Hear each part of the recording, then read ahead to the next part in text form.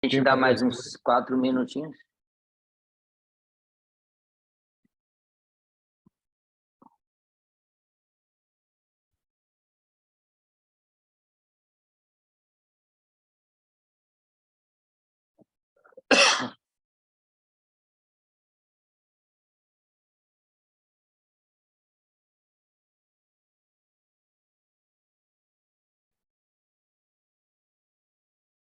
Marquinhos vai entrar como patrocinador a Sólida, né?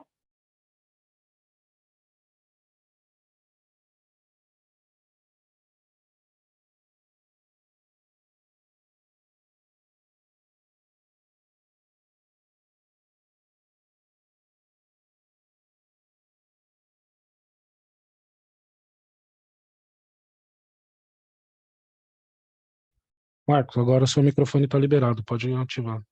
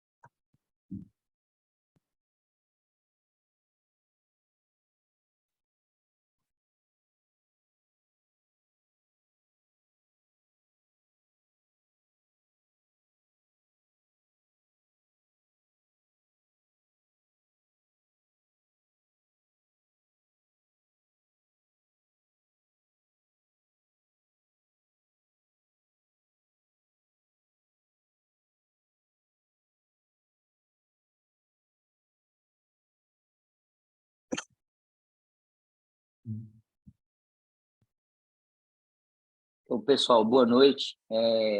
Nós vamos começar mais uma aula do projeto, que são as inovações tecnológicas da cirurgia da coluna. O objetivo desse novo projeto é trazer as tecnologias novas que estão chegando no Brasil.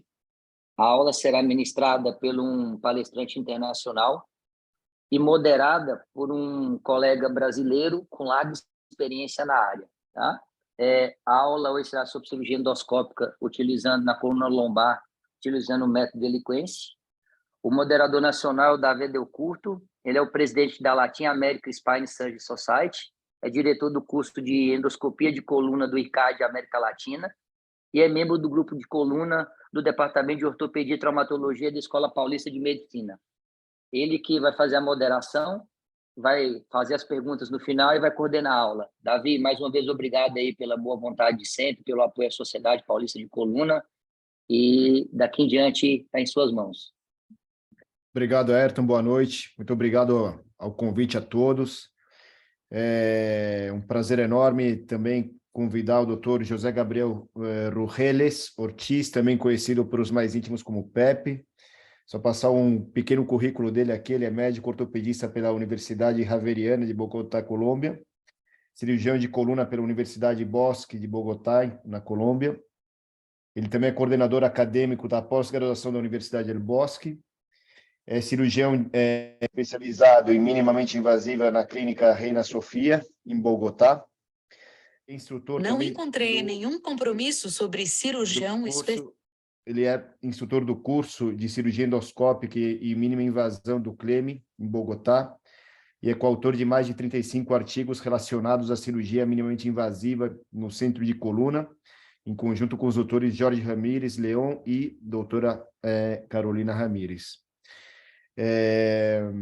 Pepe, muito obrigado por aceitar o convite. Então, eu quero que você fique à vontade para iniciar a sua apresentação e, em seguida, a gente vai para a discussão, a gente começa a discussão. Boa noite para todos. Muito obrigado por sua invitação. Mi portuñol es un poco menos fluido, pero mi español he tratado en la conferencia, en la aula, que podamos tener una información.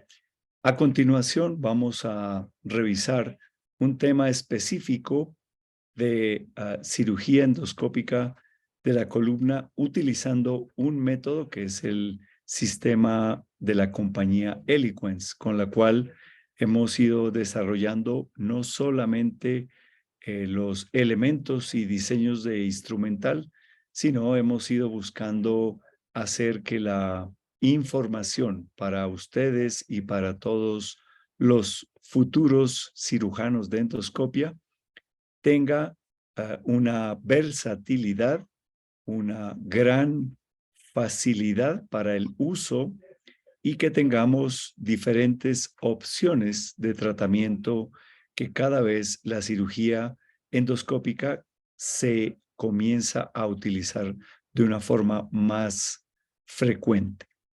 Creo que este tema ha sido tratado con la intención de invitarlos a conocer las opciones y he tratado de recoger en los 20 minutos aproximadamente de la conferencia la información más importante para ustedes. Al final podemos resolver algunas de las preguntas en lo posible para que se puedan coordinar a través de David y con gusto los acompañaré al final. Buenas noches y que continúe la presentación. Gracias. Davi, eu só vou precisar de um tempo para passar o videozinho do patrocinador antes da aula do PEP, tá? Aproveitar, vou agradecer o Marquinhos aí da Sólida, que é representante da Eloquence no Brasil. Aí vai o vídeo do Marquinhos, em seguida a aula do PEP.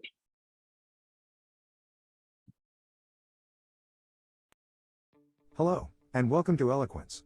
Thank you for taking the time to learn more about who we are.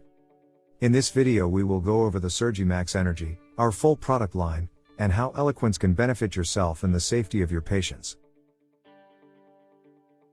Eloquence has a 60-year history of providing our trusted and validated energy with the SurgiMax generator. The SurgiMax provides energy at a high frequency, low heat output, providing virtually no collateral heat spread, or collateral tissue damage, therefore making it perfect for use in spine, brain, and pain. The Eloquence Disc FX system is a comprehensive solution for treating contained disc herniations. It is less invasive compared to traditional discectomy procedures, and through a 3 mm working channel allows for debulking, ablation, shrinking of sealing of annular tears, and cauterization of painful nerves that innervate the annulus. The innovative, patented design combines simple and intuitive function with precise surgical results.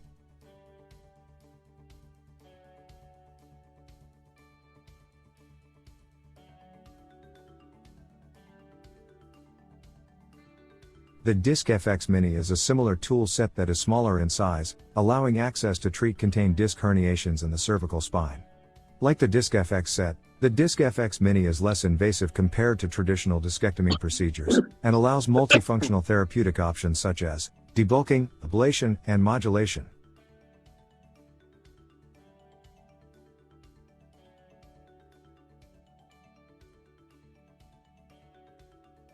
Since 2000, the patented Trigger Flex bipolar system has been utilized globally in endoscopic spine and minimally invasive spine procedures.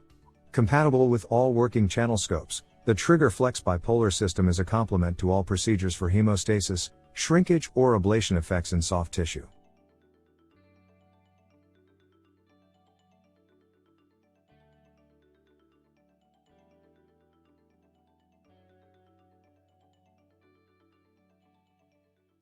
The Trigger Flex family consists of the original Trigger Flex, Trigger Flex Dart, Trigger Flex Quad, and Bi-Tip.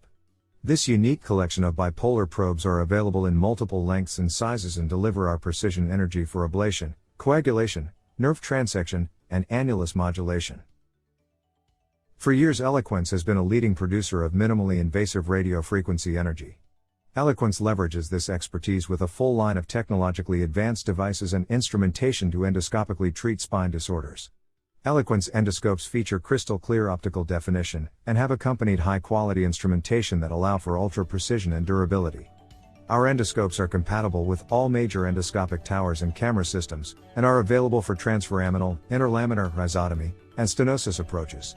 This allows the physician to treat the pathology in a technique that fits his or her style.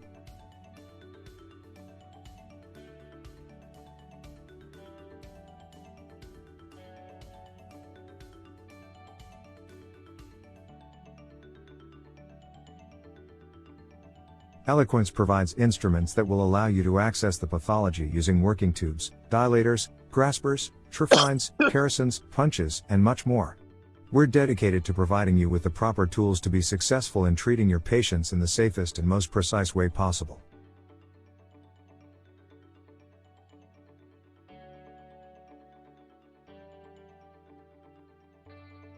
To accompany the Eloquence endoscopic system, we also provide the SurgiMax drill. The SurgiMax drill is designed to remove bone and allow a clear access to the targeted pathology. Diamond and carbide burrs are used with an angled handpiece to remove the bone. Eloquence carries various lengths and sizes to accompany the endoscopic approach you are performing. Eloquence prides itself on providing hands-on cadaveric trainings worldwide for MIS and endoscopic spine procedures. These trainings are designed to have physicians performing their first cases immediately after the lab training. They are proctored by our wide network of KOLs, in combination with our tenured clinical specialist, and will make you feel confident and secure to bring these techniques and skills to your practice. Eloquence also provides virtual training from the top experts around the world, available to access at any time on their website, www.eloquence.com. Thank you very much, and please reach out to us at sales@eloquence.com so we can show you how Eloquence technology can benefit your patients and practice today.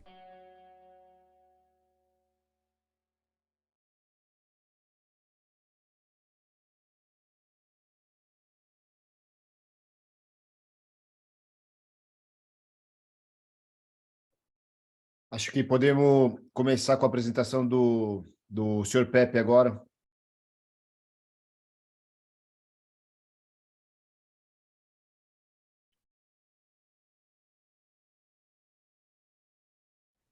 Buenas tardes. Mi nombre es José Gabriel Rugeles Ortiz. Los acompaño desde Bogotá, Colombia. Me han invitado al tema tratamiento de la estenosis lumbar por vía endoscópica utilizando la tecnología Eloquence.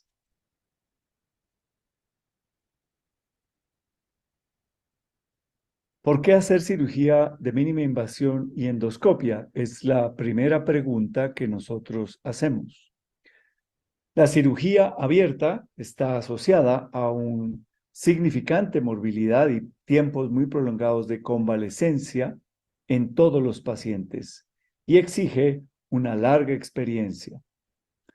De otra mano, la cirugía mínimamente invasiva tiene un menor trauma en los tejidos, una más pronta recuperación con un periodo corto de hospitalización e incluso métodos ambulatorios de hospitalización, un efectivo control en el sangrado, un menor costo médico y utiliza herramientas específicamente diseñadas. Los invito a este viaje por la cirugía endoscópica. No todas las cirugías de mínima invasión son realmente mínimas. Y observen que el hacer una incisión no es necesariamente hacer lo mínimo, mas el tejido que está alrededor de esa incisión es realmente quien tiene las consecuencias. Por lo tanto, mínima invasión es otra forma de ver la medicina. ¿Por qué la cirugía de mínima invasiva requiere un conocimiento e identificación de anatomía?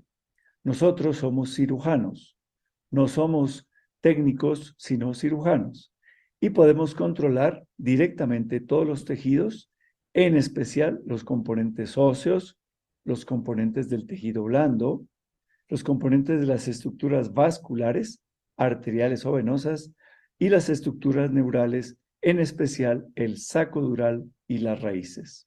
Por lo tanto, debe ser específico el manejo y solo intervenir lo que está realmente patológico. Esto nos permite entonces saber cuál es nuestro enfoque en cirugía de mínima invasión. De otra mano, los objetivos son reducir precisamente el daño sobre los tejidos en la ruta del abordaje.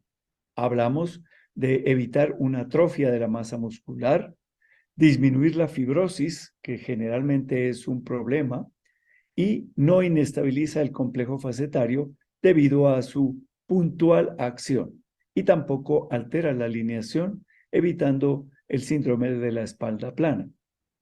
Esto obviamente nos va a permitir que el día de mañana nuestro abordaje no sea de tener una cicatriz, que realmente es una complicación más que una consecuencia. De otro lado, existe una serie de cambios patológicos que quiero recordar con ustedes. Hay unos que hemos definido cambios estáticos, hablamos de estenosis, donde hay una compresión neurológica, una congestión vascular y una alteración en el flujo de líquido cefalorraquídeo. Esto nos lleva a que tengamos per se una enfermedad en la cual el conducto realmente se vuelve muy estrecho en unas áreas que definitivamente se acompañan de cambios bioquímicos y biológicos que vamos probablemente a revisar. Esto nos permite también definir que hay cambios a nivel estáticos, dinámicos, donde hay un envolvimiento de los ligamentos, un abombamiento de los discos, un colapso de las facetas y una cierre o estenosis dinámica del foramen. Realmente lo identificamos en la resonancia, a veces en segmentos de un nivel o a veces en segmentos de múltiples niveles, como son estas imágenes que tenemos a disposición. ¿Qué cambios hay en el efecto dinámico? La inestabilidad es tal vez la que podemos identificar más fácilmente y realmente es una sobrecarga del sistema miofacial, un proceso inflamatorio del disco y una artropatía, como lo podemos identificar en esta imagen, donde tenemos no solamente los cambios a nivel discal, sino a nivel mecánico, siendo esta una resonancia estática.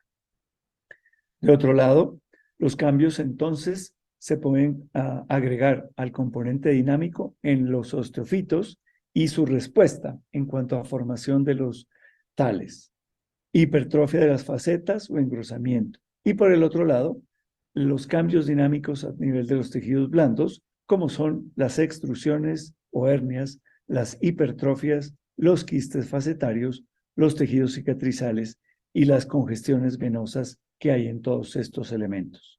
Todo esto lo vamos a identificar en varias de nuestras secuencias, como lo vemos en los gráficos que nos permiten ver diferentes estadios de la enfermedad.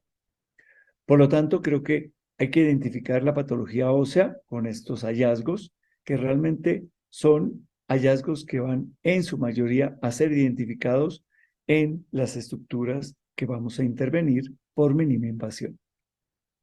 Definamos la estenosis como central o como estenosis que se junta alrededor de la línea media. Esta generalmente acompaña una hipertrofia y enrollamiento del ligamento amarillo de las facetas, una protrusión discal y la llamamos estenosis disco-osteoligamentaria. Veamos que el conjunto que generalmente encontramos es una estenosis realmente de varios de las estructuras a las cuales la normalidad ya no está presente en la patología. Y por el otro lado hablamos de estenosis foraminal, es decir, la estrechez secundaria a una herniación o a un colapso o a inestabilidad o a una escoliosis. También hablamos de estenosis hacia el segmento cefalocaudal, antero-posterior o una estenosis dinámica. Y por último, algo que no es frecuente encontrar, que son las estenosis extraforaminales. Todas ellas identificadas en uno o más segmentos de nuestro paciente. Revisemos un poco la fisiopatología. Realmente la fisiopatología se puede resumir en varios de estos momentos, como son la constricción mecánica de la caudequina, es decir, el estrechamiento del segmento al cual vamos a intervenir, el cual contribuye a una disminución del flujo de líquido cefalorraquídeo, incrementando la demanda de sus componentes nutricionales, se acompaña de una isquemia local, productor de factores inflamatorios que a su vez perpetúan el dolor, y el segmento también se acompaña de claudicación y alteración sensitiva. Esto lo identificamos básicamente en los componentes venosos, como en la llamada acidosis causada por la éstasis venosa, que vemos que es un plejo muy, muy importante y superior al plejo arterial. Hay que tener en cuenta que esta congestión es la responsable de los cambios en el pH de la zona, lo cual va a determinar isquemia. Pero no solamente es venoso, también lo hemos encontrado a nivel de la raíz y lastimosamente hemos encontrado que ese proceso al final se resume en un proceso de cicatrización que hablamos de una fibrosis local con un deterioro del flujo vascular, es decir, isquemia, de una compresión arterial y de un fenómeno de desmineralización, que es el proceso en el cual el nervio entra en patología. ¿Qué opciones tenemos? Y les he traído las dos opciones que vamos a empezar a revisar. La interlaminar, que es una de las técnicas que todos los cirujanos hemos realizado, y tal vez la no más común, la transforaminal. De esas dos son las que vamos a hablar.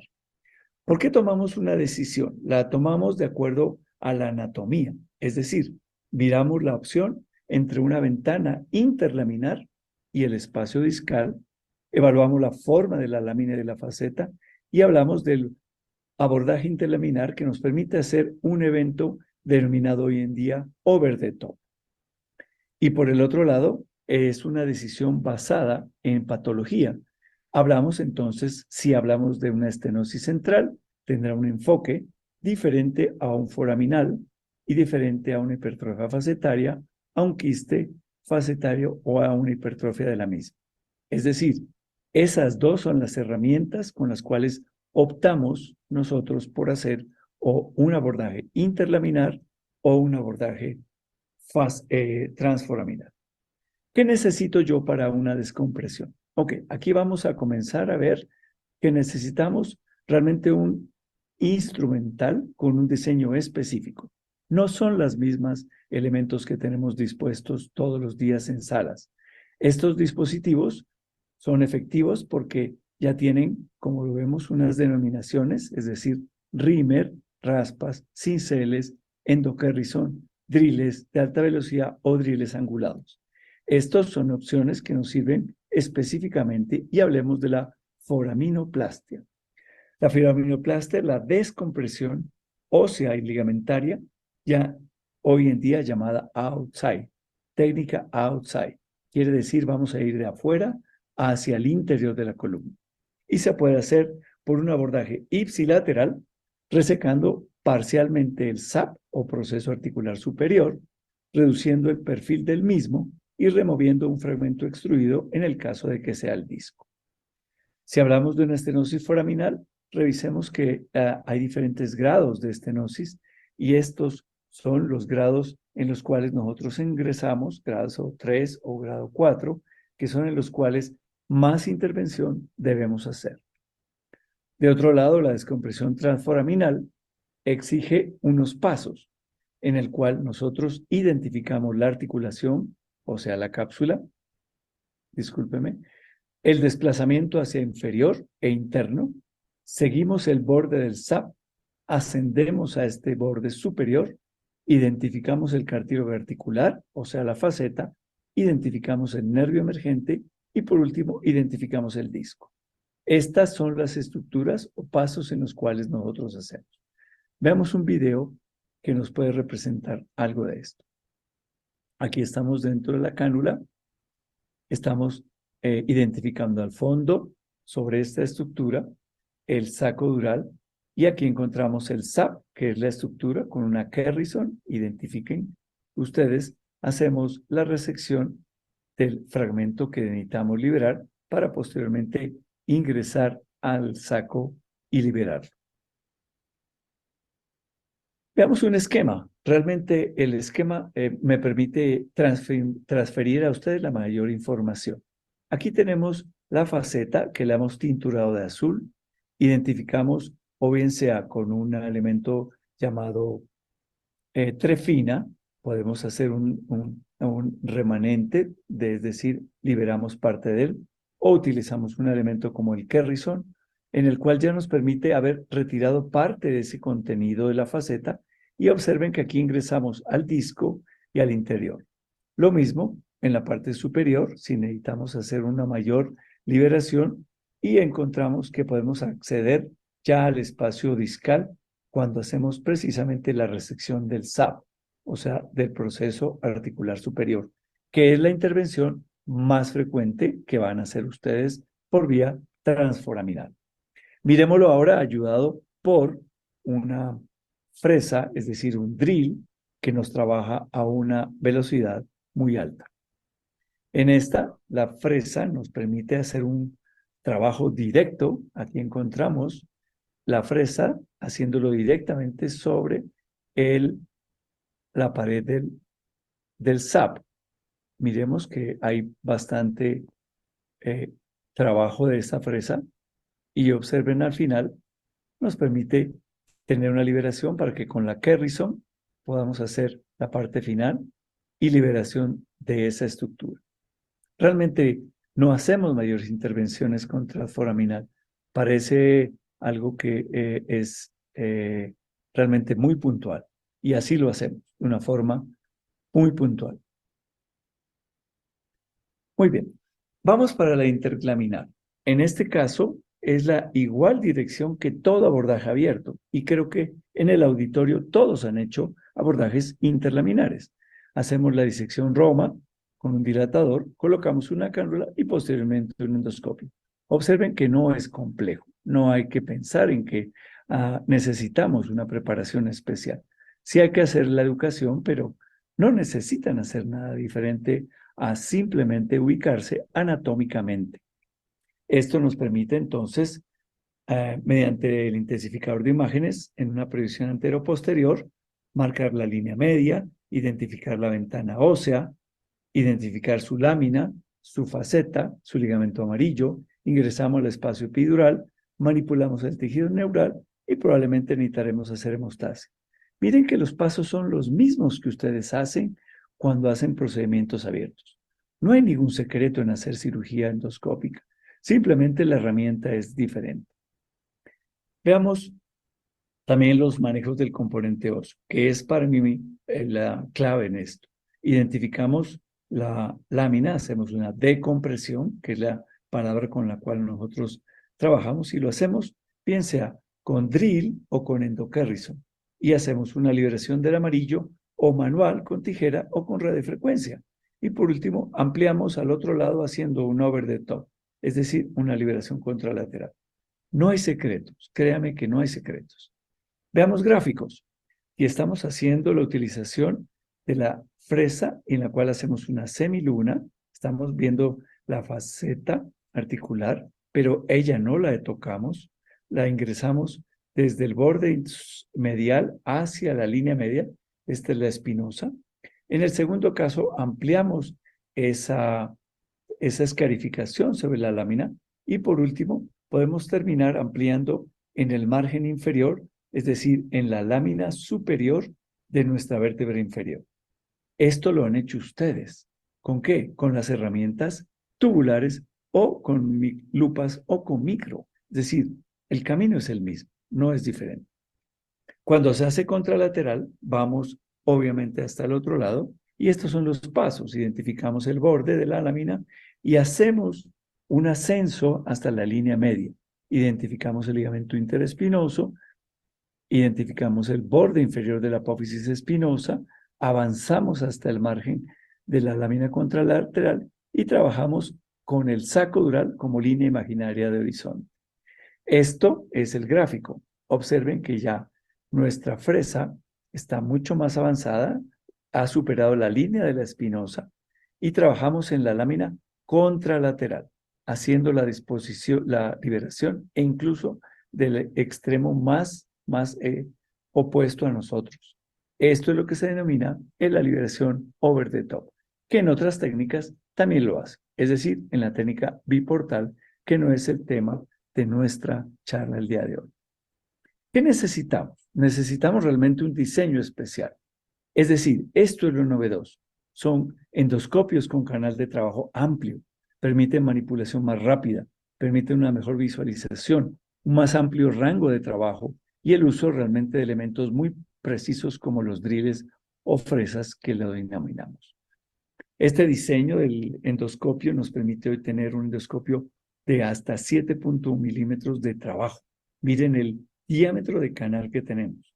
Y esto es este. Se los presento. Es el endoscopio que es más corto que el transforaminal, pero nos permite un trabajo muy amplio. Y observen que a través de él es que sobrepasa la longitud del endoscopio las pinzas que vamos a trabajar. Hablamos de pinzas, grasper, forceps, como lo quieran llamar. Estas tienen al final, observen, una disposición donde una mordaza es fija y la otra es móvil para capturar o liberar todo tipo de tejido. En esta utilizamos una cuchara que es de un diámetro más pequeño para hacer una disección o un trabajo, pero mire que todas pasan por el endoscopio. Utilizamos una tijera, esta es la tijera para hacer los cortes necesarios a nivel de ligamento o de tejidos que necesitemos liberar. Y estas son las Kerrison anguladas que observen solamente trabajan a través del canal de trabajo. Ellas son realmente nuestras ayudas en la parte ósea. Y aquí les muestro todo el escenario. No es más allá que un endoscopio, un dilatador, 2 cánulas, 2 o 3 pinzas forceps, grasper, tijeras y las Kerrison con un mango intercambiable.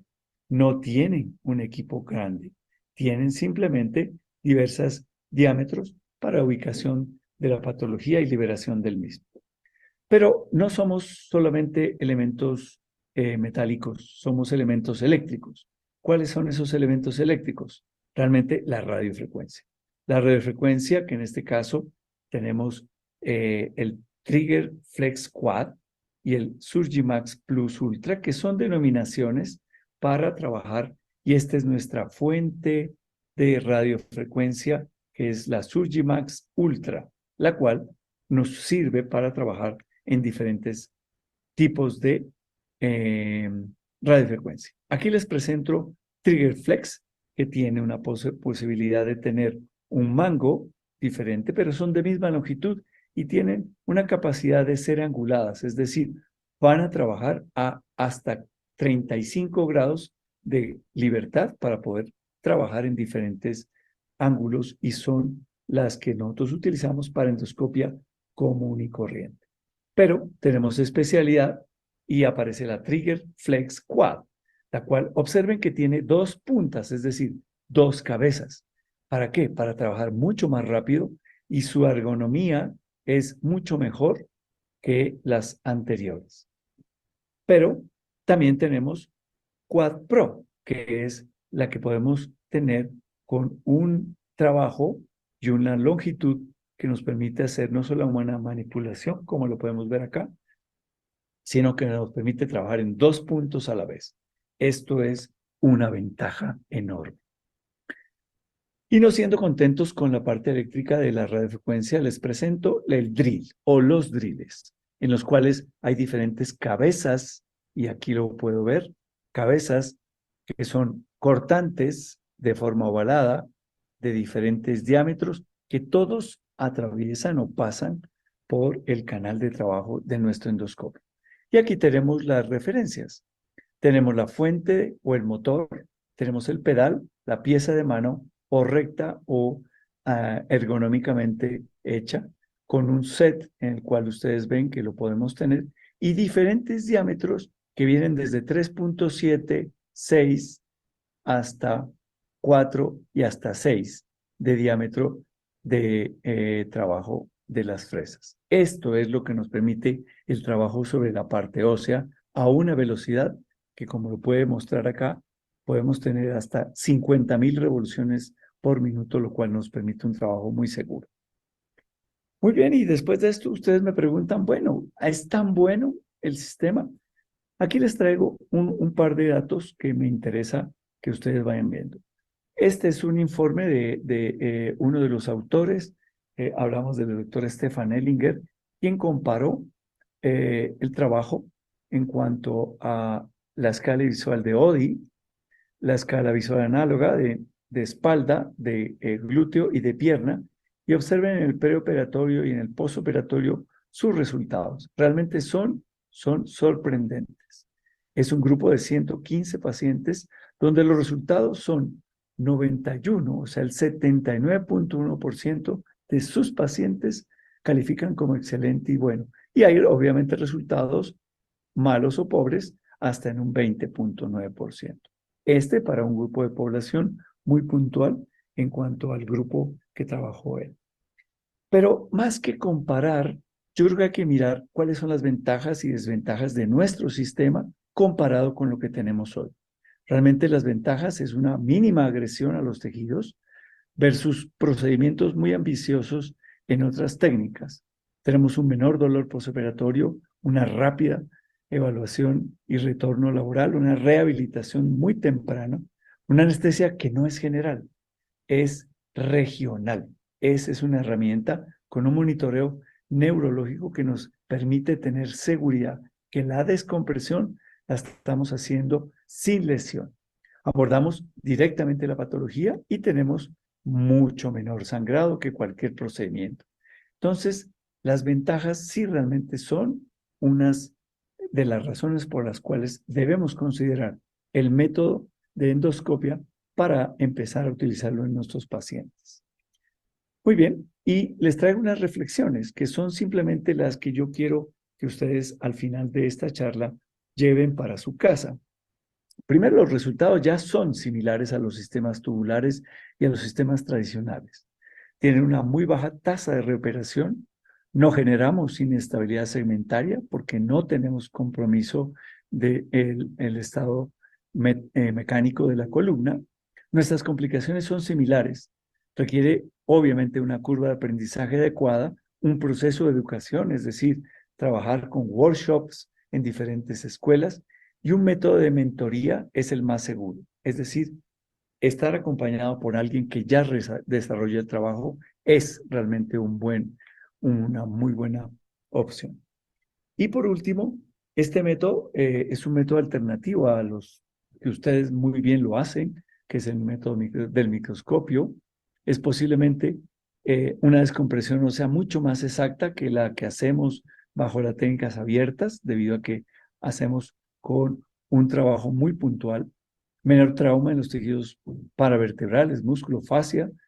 Obviamente hay menos fibrosis si no hay manipulación de los tejidos, tanto peridural como radicular. Su trabajo estará pronto y el individuo estará haciendo su labor en muy poco tiempo, y un menor número de complicaciones con cirujanos bien entrenados, que eso es lo que yo quiero y los invito.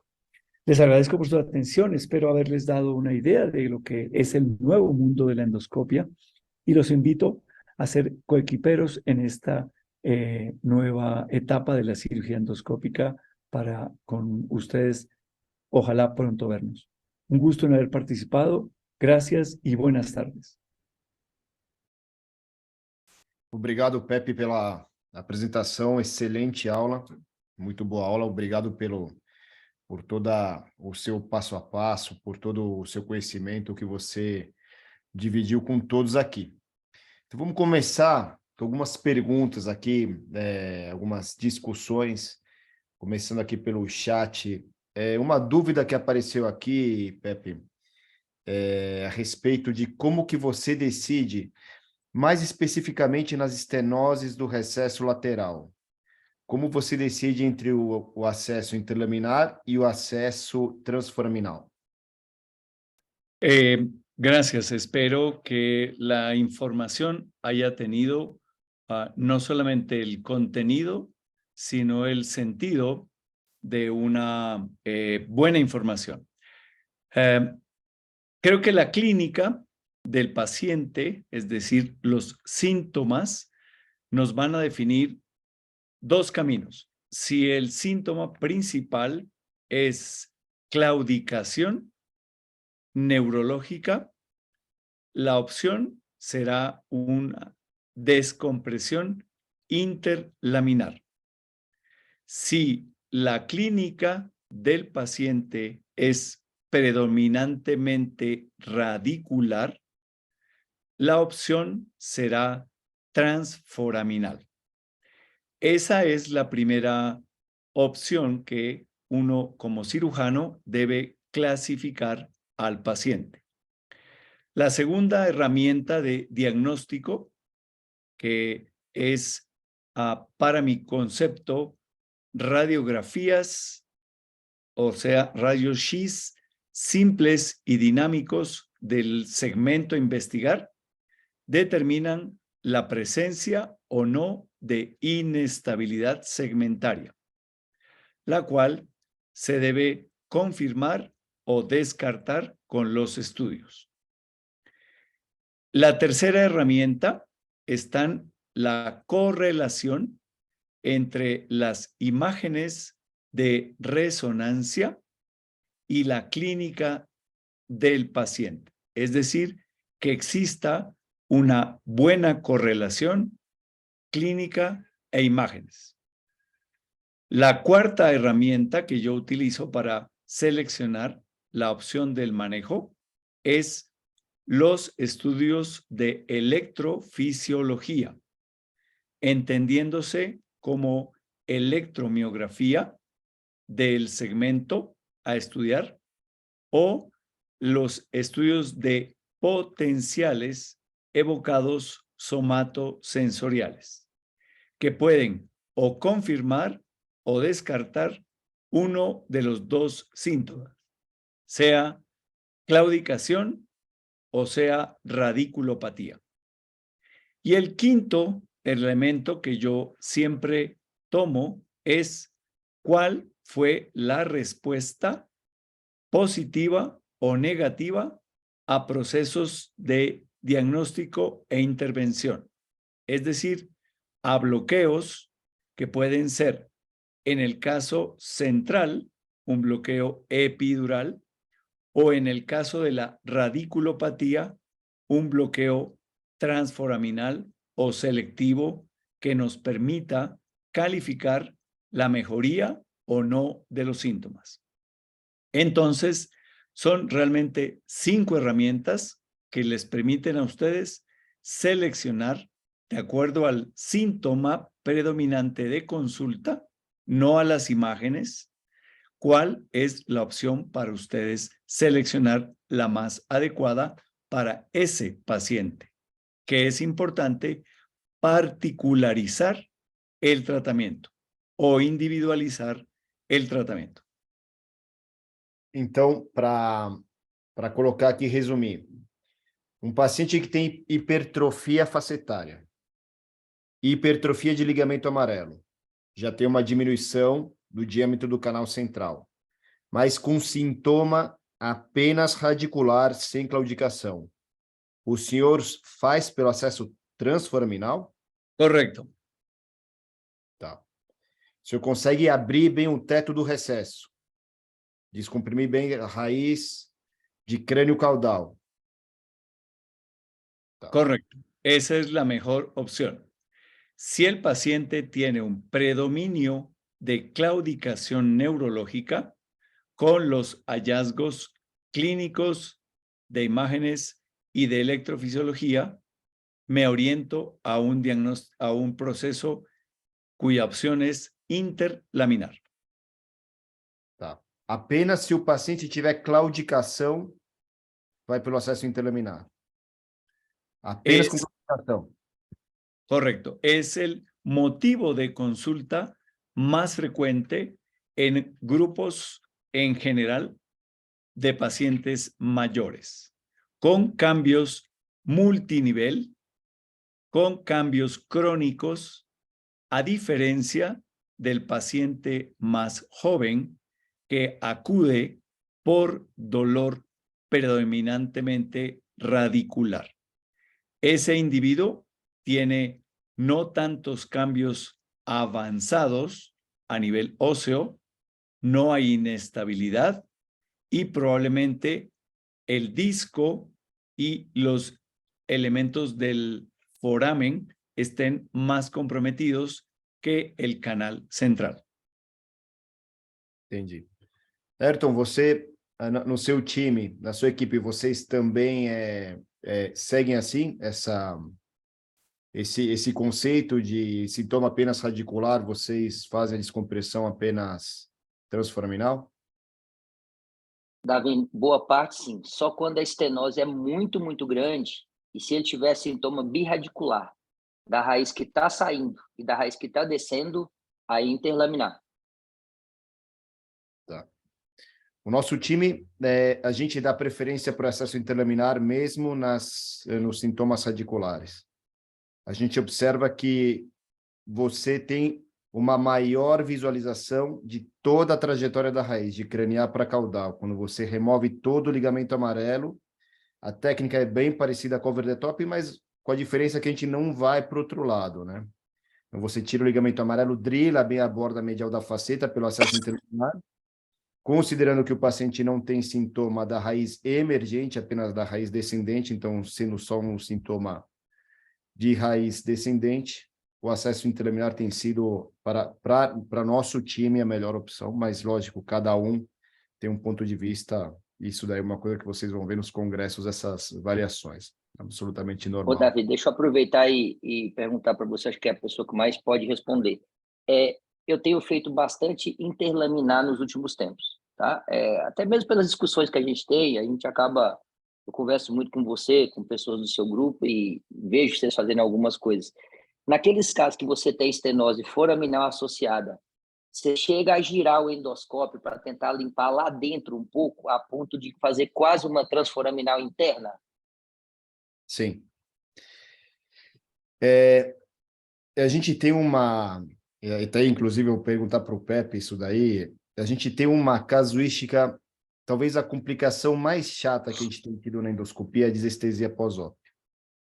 O acesso transforaminal, invariavelmente, por mais impecável, por mais cuidadosa que seja a tua técnica, fazendo a punção, inclusive a gente mudou nossa técnica de punção, a gente não punciona mais o disco, a gente punciona o topo do pedículo caudal. A gente vai dissecando o forame de caudal para cranial, indo com muito cuidado para evitar o mínimo contato com a raiz emergente. E mesmo assim, a gente tem casos que acabam evoluindo com desestesia. E assim, o paciente desestésico, ele é um paciente insatisfeito. Ele é um paciente que tudo bem, ele melhorou do sintoma principal, mas ele apareceu um sintoma novo que é tão chato, às vezes, dependendo da desestesia, até pior do que o sintoma original. Então, a gente tem evitado, quando você consegue, alguns tipos de estenose e hérnias foraminais, não extraforaminais, mas foraminais, você indo de inside out pela interlaminar, você consegue descomprimir bem o forame, até tirar algumas hérnias foraminais, com a grande vantagem do paciente não ter desestesia. A gente não viu nenhum paciente com desestesia usando essa técnica, inclusive vai ser tema de uma aula que vai ser apresentada no Combine Meeting lá de Bento Gonçalves. Acho que essa aula está programada para quinta-feira. Para quinta-feira, essa aula, acho que o Moscatelli que vai apresentar. Pepe, qual a incidência de desestesia que você tem nos seus casos pelo acesso transforaminal? A gente, particularmente, tem uma incidência muito alta em L5-S1, sendo que L5-S1, pela largura da janela interlaminar L5-S1, a gente tem uma angulação muito favorável para abordar o forame. A gente consegue chegar no forame mais fácil do que nos níveis mais craniais pelo acesso interlaminar. Então, L5, S1, a gente evita ao máximo o posterolateral transforaminal. L4, L5 e os níveis mais craniais são um pouquinho mais favoráveis, mas não escapam os casos de desestesia. Queria saber de você, como é a sua casuística, a sua equipe em Bogotá, como é que tem sido a incidência, quanto por cento vocês têm e como que vocês lidam quando existe? Sí, indudablemente el acceso para hacer un procedimiento interlaminar, lo recuerdo, todos los cirujanos que están en el auditorio, todos han realizado ya un abordaje interlaminar. Por lo tanto, la anatomía es muy frecuente, es muy conocida de la liberación que se puede hacer por vía endoscópica. Y estoy de acuerdo con David en la medida que el procedimiento de endoscopia tiene una muy buena acogida, una muy buena recepción en todos los cirujanos por vía posterior interlaminar, porque todos han realizado ese procedimiento y es mucho más fácil la ubicación intraoperatoria que el abordaje transforaminal.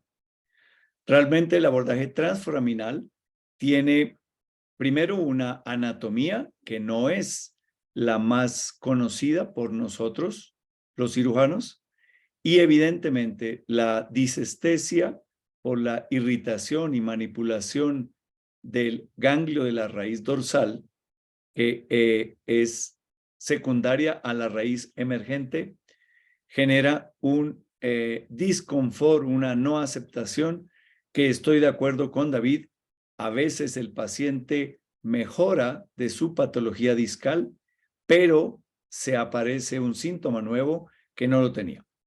En la revisión de nuestros casos, tuvimos diferentes estadios de enfermedad de la raíz, o sea, de la disestesia. Los primeros casos, hablamos ya en este momento más de 23 años de estar haciendo procedimientos percutáneos, podemos considerar las primeras etapas como las de peor resultado en disestesia. Creo que tiene que ver con la curva de aprendizaje del abordaje. Los niveles también marcan una diferencia. El nivel L5-S1 es el nivel más complejo, a veces imposible, de abordar por la anatomía muy particular del foramen. Pero nos ha ido cambiando el concepto y creo que eso es una buena evolución a ir interlaminar en el L5-S1 para resolver casi todas las patologías de ese nivel. Hernias extruidas, canales estrechos y en general la resección de la faceta o foraminotomía interlaminar es mucho más segura y menos disestesia que el abordaje por el foramen.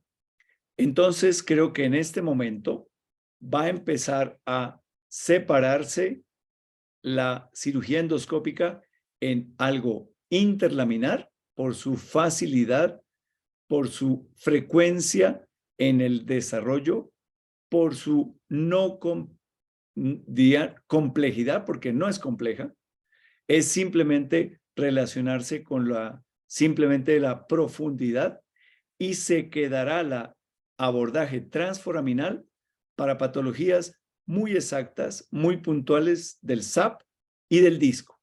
Creo que eso sería.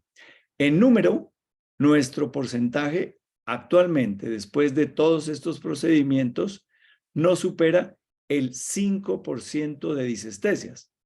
Pero el inconveniente es que el paciente que tiene la disestesia genera un dolor importante, no menos de 3 a 6 meses de manejo muy complejo con intervenciones de dolor. Pero no es un buen resultado cuando se presenta la disestesia.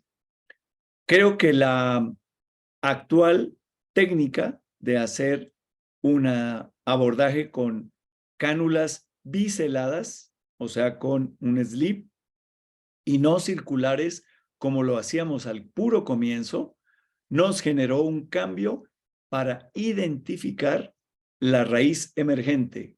Por lo tanto, ese grado de mejor visualización y menos manipulación ha logrado descender el porcentaje de disestesias a un número menor del 5%. Obrigado, Pepe. Outra pergunta aqui que eu acho bastante pertinente é: você considera apenas as radiografias dinâmicas para determinar quando um paciente tem estenose, quando tem instabilidade ou não? Existe algum outro critério para saber quando o paciente é mais instável? Uma estenose central com listese degenerativa, grau 1 ou grau 2, ou grau 1 para 2, o senhor faz a descompressão interlaminar over the top ou já indica artrodese? Creo que es muy importante hacer una confirmación de los síntomas predominantes y del motivo de consulta. Nosotros encontramos varios pacientes cuyo motivo de consulta es solo claudicación y nunca tienen dolor lumbar. Y esos pacientes son aptos para hacer una solo descompresión.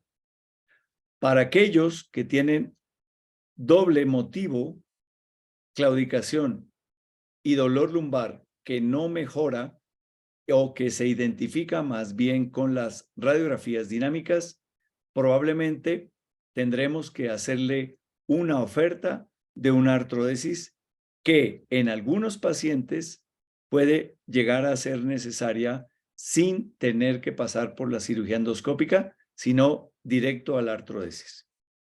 Varios de nuestros pacientes, y nosotros mismos lo hacemos cuando tenemos franca inestabilidad en retrolistesis, utilizamos un espaciador interespinoso que puede dar una solución a la inestabilidad. Y la inestabilidad en anterolistesis creo que ya pasaría a ser un candidato para artrodesis directa. Ok. Estenose em múltiplos níveis, Pepe. Você faz por endoscopia ou abre? Creo que en eso no hay un consenso en el momento, pero los niveles más frecuentes de estenosis multinivel son L3, L4 y L5, que es el grueso o el volumen más alto que tenemos. Ahí es importante identificar clínica, vuelvo otra vez, siempre seré yo insistente en la clínica. 2, en los estudios de electrofisiología para particularizar los síntomas. El paciente no puede narrar cuál es el síntoma L3, L4 o L5, porque él incluye todo dentro de un paquete y no permite diferenciar. Es de usted, cirujano, la responsabilidad de identificar el mayor nivel que tenga síntomas clínicos, radiológicos y de estudios de electrofisiología. Con esas 3 herramientas creo que usted puede definir qué nivel hacer. Ante la pregunta, ¿cuál es el nivel más alto? Creo que esto tiene una solución importante, 2 niveles. L3, L4, L4, L5. Es lo más frecuente. Por lo tanto, creo que para un tiempo de cirugía que no se extienda por arriba, por encima de lo tradicional, para una cirugía endoscópica, creo que 2 niveles es una buena opción, práctica, segura y efectiva. De lo contrario, tendríamos que compartir los tiempos de procedimientos abiertos y empezaríamos a tener una dificultad de poder equiparar el resultado.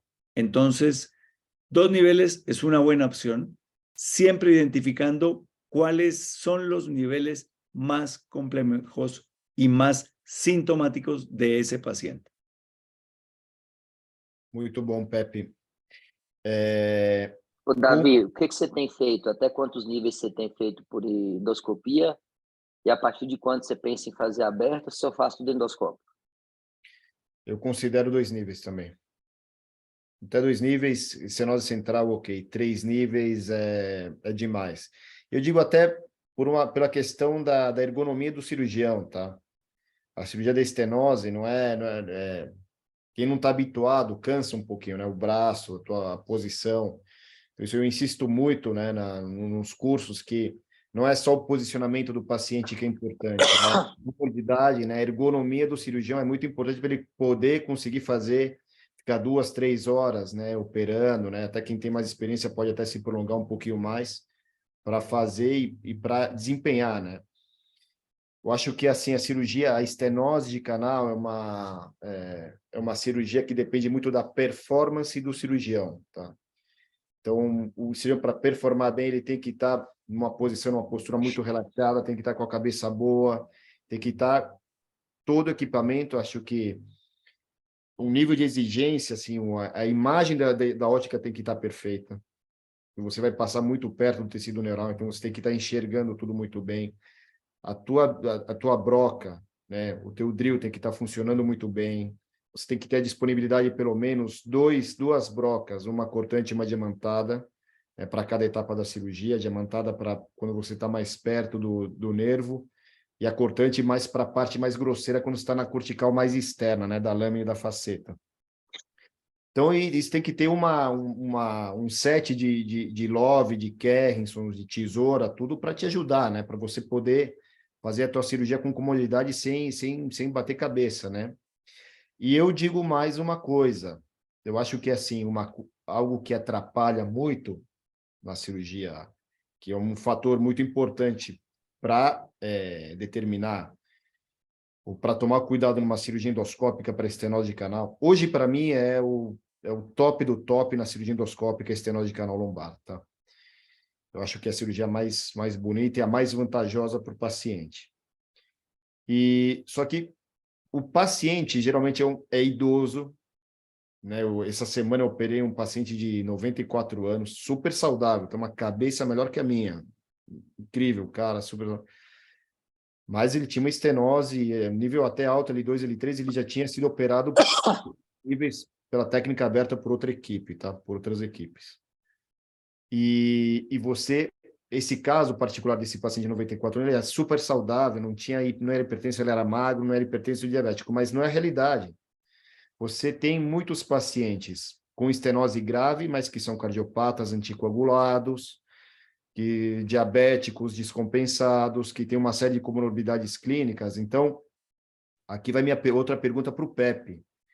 Como que você lida com as comorbidades? Porque isso afeta muito, principalmente no sangrado, né, em espanhol, intraoperatório, que é uma coisa que atrasa muito a cirurgia, e o que eu acho a situação mais perigosa na cirurgia endoscópica para estenose, a união de duas coisas, sangramento e aderência do amarelo na dura mater. Como que você lida com isso, Pepe?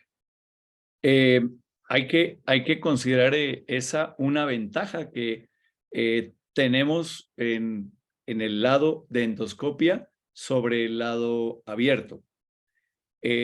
Nosotros utilizamos anestesia regional, que es una ventaja desde el punto de vista de tener un control adecuado para esos pacientes de 80, 90 años con comorbilidades importantes que incluso son contraindicación para cirugías abiertas o de alto riesgo. Nosotros utilizamos la anestesia regional, que no genera cambios hemodinámicos importantes porque no es sedación, no es hipotensión, no requiere ácido tranexánico para sangramiento, no requiere coagulación, y el hecho de utilizar las driles o fresas que hablamos en español de alta velocidad tienen una posibilidad de hacer coagulación porque la velocidad de la fresa o del drill sobre la parte ósea genera muy poco sangramiento. A la vez, permite, en la medida de hacer una resección puntual, una liberación del ligamento amarillo que generalmente tiene áreas de calcificación o adhesión al saco dural. Allí tenemos la opción de los disectores, que son penfill o elementos de exploración, romos, que simplemente al perder anclaje el ligamento amarillo del hueso, permiten una movilización adecuada. Posteriormente viene la resección parcial del amarillo. De hecho, creo que el ligamento amarillo debe buscar conservarse en algunos pacientes a manera de protección, porque así evitamos heridas o rupturas del saco dural.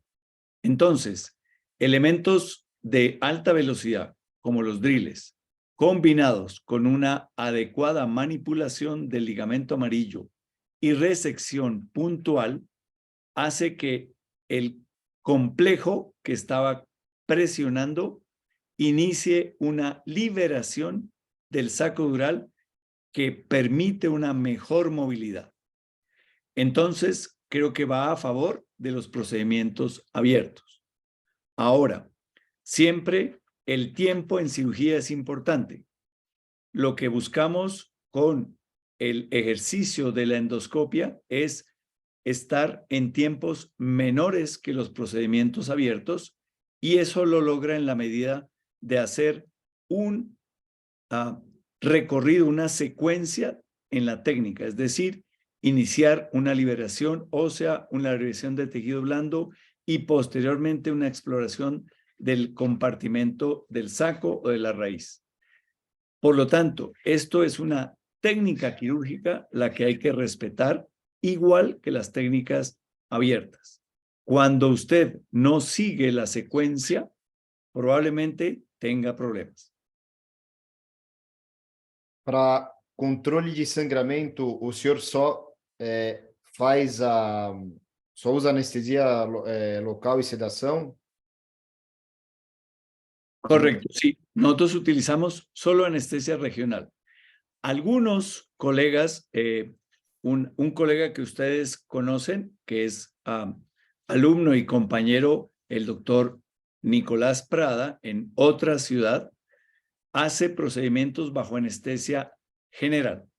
Pero nosotros buscamos mantener la anestesia regional como una herramienta muy segura, y ustedes observaron que tenemos disponibilidad de las diferentes radiofrecuencias que hoy en día las técnicas anteriores a estas, como el Quad Pro, nos permiten tener un control adecuado del sangrado, en especial que ustedes van a ver de una forma mucho más directa el origen del sangrado cuando es o venoso o arterial.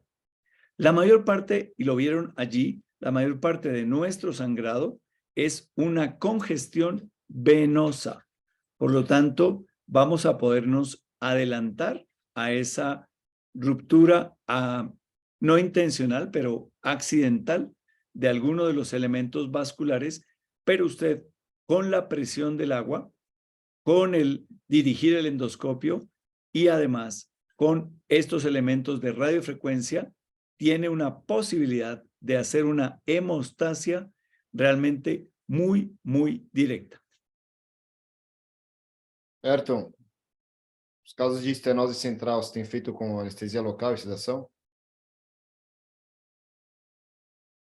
No creo que sea una buena opción. La anestesia regional, y es una técnica que hemos ido trabajando con el equipo de anestesia, realmente nos permite a un paciente tranquilo, un paciente quieto, que es importante para operar en endoscopia, y es una técnica que nos permite una durabilidad de 2 horas 30, 3 horas de anestesia, que es suficiente para hacer un procedimiento en estos elementos de orden interlaminar o transforaminal de 1 o 2 niveles. Davi, aqui no passado, aqui nós não temos potencial várias pessoas para fazer. São pouquíssimos aqui que são disputados a peso de ouro. Então, lá no passado, nós desenvolvemos aqui anestesia peridural sacral.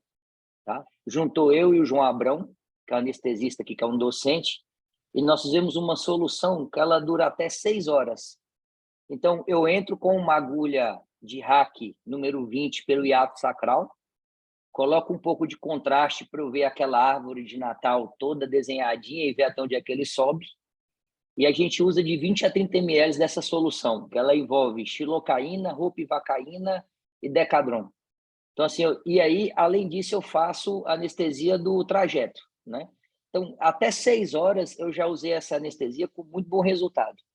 Naqueles casos que pode ser que eu demore mais do que isso, eu uso uma agulha de peri e eu passo um catetezinho de peridural pelo hiato sacral.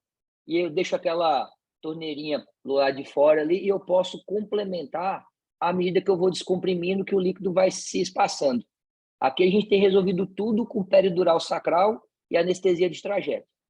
E a gente faz numa solução um pouco menos concentrada. Então, eu não tenho um bloqueio motor, eu só tenho um bloqueio sensitivo. Então, durante a cirurgia, naqueles artigos antigos que a gente via de espondiquilosante, que fazia a osteotomia de C7, tem um colega que ele usava uma capa de microscópio para cobrir todo o paciente, e ele via, quando ele fazia a osteotomia, ele conseguia ver a posição do pescoço. Então, eu transferi essa técnica para o paciente. Eu uso um saco estéreo transparente. Então, durante a cirurgia, quando eu estou descomprimindo, eu peço o paciente para mexer o pé. Então, eu não tenho um bloqueio motor e tenho um bloqueio analgésico satisfatório. A gente começou na nossa equipe nos primórdios, os casos de hernia de disco, estou falando nos começos dos anos 2010 até 2015, a gente fazia com anestesia local e sedação também. Só que existe uns 10% de pacientes, e quando a gente fala de paciente idoso, pacientes mais velhos, né, eles, às vezes, quando eles já começam a ter uma certa, algum distúrbio cognitivo, eles não lembram que eles estão sendo operados, né? Então, assim, eu já presenciei situações angustiantes, eles quererem levantar, mexerem, né?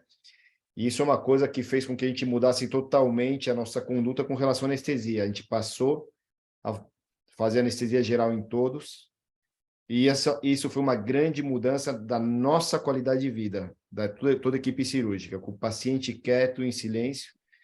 E a gente tem acesso aqui em São Paulo, né? A gente tem uma equipe do Ricardo Ferreira, que além de amigo nosso, uma equipe toda muito competente, que eles monitorizam nossos casos mais complexos de estenose. Lógico que nem todos os pacientes têm acesso, né?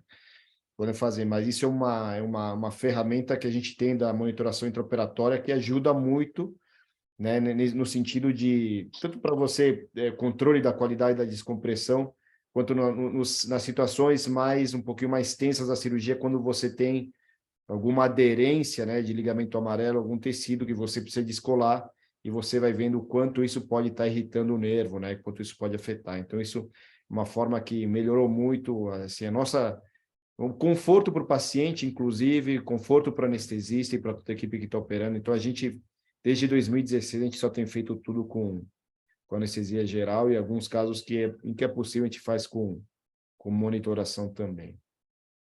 Agora, partindo um pouquinho para a parte de complicações. Pepe, qual é a complicação mais comum que você teve nas descompressões endoscópicas de estenose de canal central? Yo creo que la primera complicación más frecuente que tenemos en el abordaje transforaminal es definitivamente la disestesia. Seguimos, yo creo que en la medida de mejorar su abordaje, y creo que nos permitió, lo recordaba antes, la utilización de las cánulas biseladas nos permitieron una muy buena identificación, nos permiten, y si lo podemos evaluar, el área de cualquier elemento circular, o sea, las cánulas completamente circulares, 360 grados, le decíamos. Al abrir el bisel, nos permite separar mejor la raíz, nos permite disecar de alguna forma la estructura o disco o el sap y nos permite tener 30 grados más de visión, 30% más de visión con relación a un círculo. Eso es una enormidad. Eso nos permite trabajar con el bisel hacia la parte ventral y dejar toda la apertura de la parte superior para exponer el sap, los ligamentos, el sacodural y girando la cánula permite identificar la raíz sin tener que desplazarla. Porque recuerden que nosotros nos basamos mucho en la ubicación del disco para posteriormente de ahí, como elemento seguro o anclaje, ir al sap, ir a los ligamentos, ir a la raíz emergente o ir a la porción extraforaminal. Entonces, la principal complicación transforaminal, la disestesia. La segunda complicación es las descompresiones incompletas, es decir, cuando no hacemos una buena liberación del sap, la raíz transiente, o sea, la raíz que va a emerger en el siguiente nivel, no se hace una buena descompresión. Siempre que tenga uno un sap libre, creo que nos ha permitido ingresar al espacio epidural y al receso lateral, que es realmente lo que necesitamos descomprimir cuando uno va en la técnica outside in, que esa es la primera técnica que aprendimos. Hoy en día, en las interlaminares, la primera complicación es ruptura del saco dural. Creo que es inherente al procedimiento y no es nada extraño porque todos los cirujanos hemos roto un saco dural en algún momento de la vida. Y poco a poco hacemos, obviamente, una disección más juiciosa, menos traumática. ¿Cuál ha sido para nosotros el secreto? Creo que ha ido mejorando la liberación o quitar tensión, podía yo decirlo, cuando al drilar la lámina, el ligamento amarillo tiene dos capas en diferentes direcciones. Cuando drilamos la porción superior de la inserción de la vértebra proximal, se relaja el ligamento amarillo y nos permite posteriormente liberar esa tensión para que incluso no resecamos todo el amarillo. En algunas ocasiones sí, hasta ver completamente el saco dural. Pero eso nos ha permitido utilizar el ligamento amarillo a manera de cotonoide o de protector para no generar rupturas del saco dural. Y obviamente que eso, pues lastimosamente, cuando hay una ruptura que uno la identifica, muchas veces hace caso omiso porque la lesión es muy pequeña, pero colocamos al final un parche hemático que lo hacemos al finalizar la cirugía directamente por la cánula. Es decir, colocamos un parche hemático proveniente de la sangre del paciente y que se utiliza como un parche a ese nivel. En otras ocasiones hemos requerido, cuando no se hace la identificación intraoperatoria y el paciente consulta por cefalea en las siguientes horas o días, hacemos un parche hemático como primera opción, 1 o 2 niveles arriba, y lo realizamos con radiología. Pero el que uno identifica, si no es una ruptura muy grande, muy masiva, hacemos un parche. Si existe una ruptura que en longitud triplique el diámetro de trabajo, es decir, si nuestra cánula es de 8 milímetros, pues tendríamos 2.4 de ruptura. Eso exige un aborto del procedimiento y una conversión a una rafia abierta en el mismo momento. Situación que lo hicimos en las primeras opciones porque no teníamos una identificación de los planos y lastimosamente no teníamos de alguna forma ni la visual ni la ubicación anatómica, que es, a mi modo de ver, lo que va disminuyendo el porcentaje de complicaciones en todos los procedimientos que hagamos.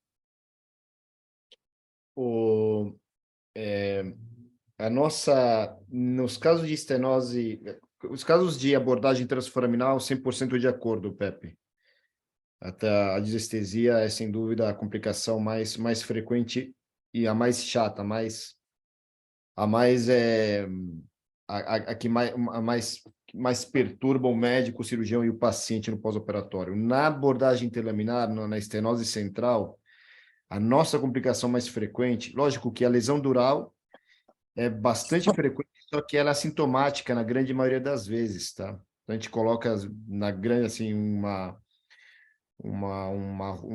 rolha de gel foam e vai super bem, o paciente fica assintomático. Fechamos bem a pele e o paciente fica super bem, tá? A gente teve pouquíssimos casos que chegaram a fistulizar, eu conto nos dedos de uma mão, assim, 2 ou 3 casos. Mas a complicação mais comum em estenose central, a nossa, tem sido hematoma, tá? Porque muito paciente é anticoagulado, muito paciente é hipertenso e tem muito paciente que não obedece muito repouso pós-op, né? Eles ficam muito bem, já vão para o shopping passear, às vezes isso estimula o sangramento e eu já tive alguns casos, na verdade, de hematoma, mais de 10 casos de hematoma que a gente teve que intervir, de alguma forma. A grande maioria vai bem, né? O que a nossa equipe faz, geralmente a gente encaminha para a radiointervenção, eles fazem uma punção guiada pelo atomo, fazem aspiração e o paciente vai super bem. 1 ou 2 casos que a gente teve que reabordar, fazer uma nova vídeo, 2 casos. Entrar com endoscópio, mas já tinha um coágulo organizado, né? Já um pouco mais firme, a gente limpou o paciente e evoluíram super bem. Então, assim, o que a gente tem tomado mais cuidado, né? A nossa equipe, e que, nos pacientes no pós-operatório, principalmente na parte do repouso relativo e o controle da hemostasia no final da cirurgia, tá? No final da cirurgia é bastante importante e cuidar muito e ficar muito atento com pacientes que fazem uso de anticoagulante, tá? No pré-operatório. Muitos têm stent, são arrítmicos, né? Lembrando que são pacientes idosos, então a gente tem que investigar muito bem esse uso de anticoagulantes e interromper na hora certa e não começar eles muito precoce, porque isso também... O paciente voltou da cirurgia, o clínico dele já vai lá, introduz o Clexane, introduz do anticoagulante, e esses pacientes acabam evoluindo com hematoma.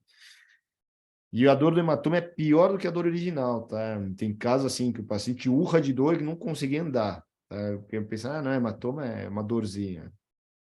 Não é. O hematoma mais sério é uma dor assim intratável, não tem um tramal que resolva. Ô, Davi, você tem feito Transamin? Você, o Pepe, alguém tem feito Transamin durante a cirurgia e um pouco depois para tentar evitar esse hematoma? A gente usa de praxe Transamin, sim. Dependendo do peso do paciente. Nosotros no utilizamos ácido tranexánico en ninguna de las presentaciones. Sí lo hacemos para procedimientos abiertos, que obviamente no es el tema de acá. Sí utilizamos al final una infiltración, bien sea de corticoide particulado, betametasona en su mayoría, o dexametasona, en un volumen que va 50-50, 1 centímetro de marcaína o bupivacaína, cualquier anestésico local, y una ampolla de corticoide, generalmente betametasona o dexametasona. 2 centímetros al momento de retirarse. Bom. Franz. Una pregunta, David. ¿Ustedes utilizan qué tipo de irrigación? ¿Utilizan bomba de infusión o no utilizan bomba de infusión? A gente começou com a bomba, depois passamos para a gravidade e agora a gente tem voltado para a bomba de novo. Porque com a bomba você controla um pouquinho melhor o sangramento. Eu só tenho usado gravidade, só. Sí, esa es una pregunta que generalmente me hacen y yo creo que si uno tiene una herramienta como es la bomba de infusión, debes saber utilizarla con un fin específico. Cuando en algunos pacientes usted tiene una muy buena visión, que es un flujo de líquido que generalmente utilizamos bomba de difusión en un valor no mayor de 50 milímetros de mercurio y con un flujo que no supere el litro por minuto. Esa es una buena opción. Cuando hay sangramiento, no incremente la presión, incremente el flujo, porque al incrementar la presión, sangrará más. Al incrementar el flujo, será una forma de limpiar y generar mayor paso del agua. No aumente la presión, porque eso va a generar mayor sangrado. Esa es una observación a los cirujanos. Aqui no nosso curso, no final, tem que ser feito uma tese de conclusão de curso. E teve um aluno que ele fez, pela altura, ele foi medindo a pressão. Então, nós temos aqui 50 centímetros de mercúrio, 50 centímetros de altura acima do paciente, nós temos 36,8 milímetros de mercúrio. Quando você coloca 100 centímetros ou 1 metro, você tem mais ou menos 73,6 milímetros de mercúrio. E quando você coloca a 1,50 m ou 150 centímetros, você tem 110 milímetros de mercúrio. Então, hoje eu faço isso. Eu pego o paciente, o meu poste é reguado, né? Tem uma régua, e eu vou tentando colocar mais ou menos 100 centímetros acima do paciente. Tem me resolvido o problema. E do fluxo eu concordo plenamente. Eu acabei mandando fazer um Y, e aí eu coloco 4 soros numa boca, 4 soros no outro, e ele desce um que eu conecto no endoscópio. Então, esse Y é de alumínio, ele pode ser esterilizado. Então, eu deixo 8 soros ao mesmo tempo, e aumenta o fluxo e não aumenta a pressão. Es importante, Ayrton, y para todo el auditorio, muchos pacientes tienen cefalea en el posoperatorio de cirugías de descompresión interlaminar, sobre todo, interlaminar. Y uno cree haber roto el saco dural y esa sea la causa de la cefalea. No, la mayoría es por el flujo directo al saco dural, que no debe ser, por eso el ligamento amarillo, insisto, debe retirarse solamente lo necesario.